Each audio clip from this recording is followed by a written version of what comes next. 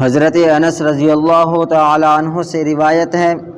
کہ نبی کریم صلی اللہ علیہ وآلہ وسلم ایک جوان کے پاس اس کے آخری وقت میں جب کہ وہ اس دنیا سے رخصت ہو رہا تھا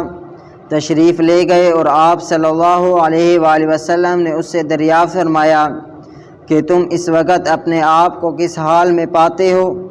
اس نے عرض کیا کہ یا رسول اللہ صلی اللہ علیہ وآلہ وسلم،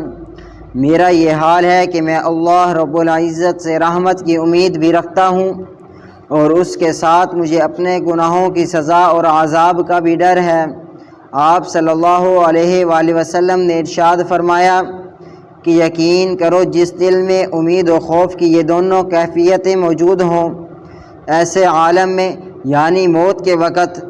تو اللہ رب العزت اس کو وہ ضرور عطا فرما دیں گے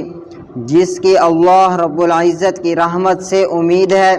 اور اس عذاب سے اس کو ضرور محفوظ رکھیں گے جس کا اس کے دل میں خوف اور ڈر ہے۔